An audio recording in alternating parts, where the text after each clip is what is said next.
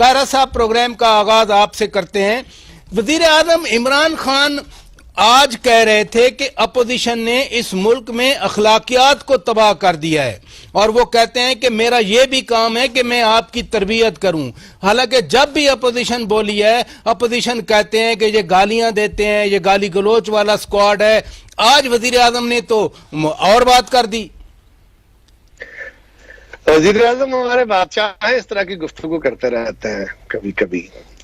लेकिन वो शेर है ना राजा साहब के कि मेरे कत्ल के बाद उसने जफा से तौबा, हाय उस जूद पशेमा का पशेमा होना।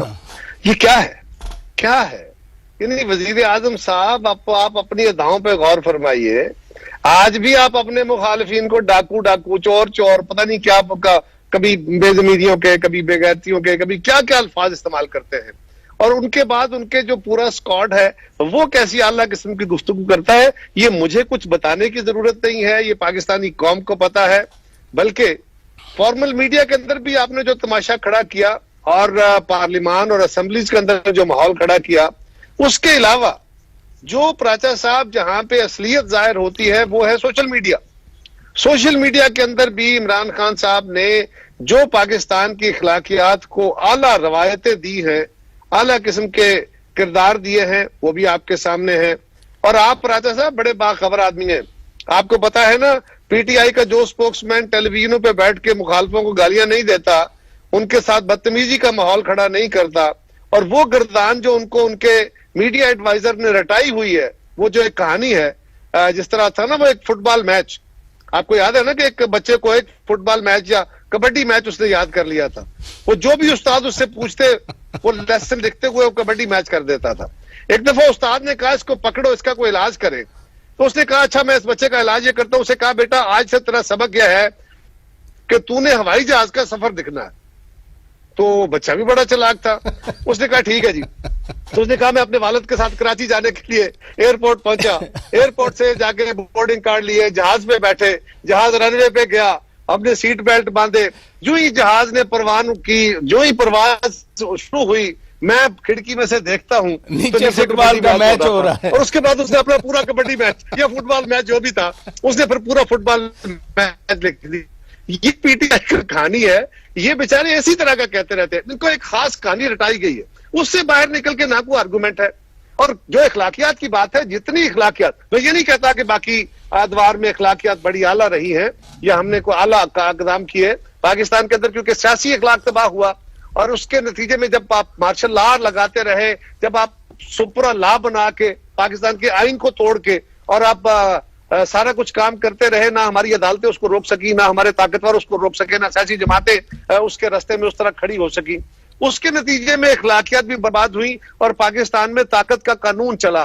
प्राचा साहब, ये खान साहब का कहना मुनासिब नहीं है, वो कोई और बंदा कहे। अच्छा चले चले, आप कहते हैं कि खान साहब का कहना मुनासिब नहीं है। इधर रुकिएगा प्लीज। ए गल उन्होंने मुंह ते फबदी नहीं जी करिए की।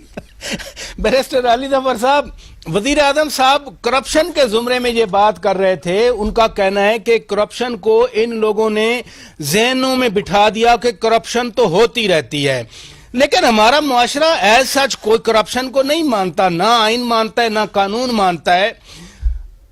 कायरा साहब कह रहे हैं कि वजीर आजम साहब पे फबता नहीं है कि वो कहें कि अखलाकियात इन लोगों ने तबाह की हैं। मैं इसका कुछ इस तरह देखता हूं जी कि आप जब करप्शन की बात करते हैं तो हर कोई प्रोग्राम्स पे आके कहता है करप्शन खत्म होनी चाहिए, करप्शन के खिलाफ हमें जिहाद करनी। लेकिन जब एक्चुअली प्रैक्टिकली आप उसको खत्म करने की कोशिश करते हैं तो सारे के सारे एक तरफ हो जाते हैं। अब एग्जाम्पल मैं आपको जो मिसाल दे रहा हूं, जिसका आज आप प्रोग्राम भी शायद जिस पे कर रहे हैं, वो है कि सेनेट इलेक्शंस में करप्शन को किस तरह खत्म किया जाए।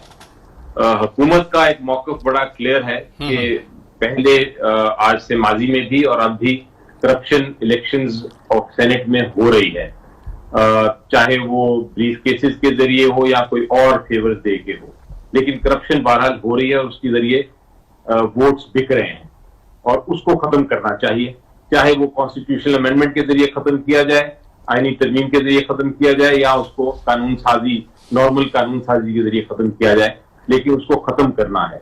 जब मौक़िफ़ लिया हुकूमत ने और प्राइम मिनिस्टर साहब ने भी ये कहा कि हम ये काम करना चाहते हैं कि ओपन बैलेट के जरिए इलेक्शन कराए जाए ताकि ये करप्शन का जो इल्जाम है बिल्कुल खत्म हो जाए और जो शक व शुबात हैं वो दूर हो जाए, तो फिर सारी ऑपोजिशन ने आके सुप्रीम कोर्ट में ये कहा और सुप्रीम कोर्ट के बाहर भी ये कहा कि नहीं, ये सीक्रेट बैलेट ही होना चाहिए, हम करप्शन को एक तरह से नहीं खत्म करना चाहते। तो ये जब आप इस तरह का पोजीशन देखें तो फिर आप खुद ही इंटेलिजेंट हैं प्रजा साहब, आप खुद ही देख लीजिए कि किस तरफ कौन खड़ा है, करप्शन की साइड पे कौन है। अभी जो कायरा साहब ने बात की वो सोशल मीडिया की बात कर गए, वो तकारीर की बात कर रहे हैं, वो प्रेस कॉन्फ्रेंसेस की बात कर गए कि हर एक को डाकू चोर कहना। वो कहते हैं जो ज्यादा अखलाकियात से हट के बात कर सकता हो उसको ज्यादा प्रमोशन दी जाती है। वो उनका मौकफ और कंटेंशन में आया है। हर पार्टी में अपना अपना जो लीडरशिप होती है वो अपने किरदार के मुताबिक, अपनी जो कारकर्दगी है उसके मुताबिक उनको पोस्ट दी जाती हैं मुख्तलिफ। कई लोग स्पोक्स पर्सन होते हैं, कई लोग कानून साजी में ज्यादा तेज होते हैं, कई लोग पॉलिटिशियंस में बहुत बेहतर होते हैं और पार्टी में वो अपना अपना पोजीशन बनाते हैं। ये कह देना कि कोई ऐसी कोई स्ट्रेटजी है कि आप खाली गाली गलोच की वजह से ऊपर आ सकते हैं, मेरा ख्याल है बिल्कुल दुरुस्त नहीं है। चले इधर रुकिएगा, इधर रुकिएगा, इधर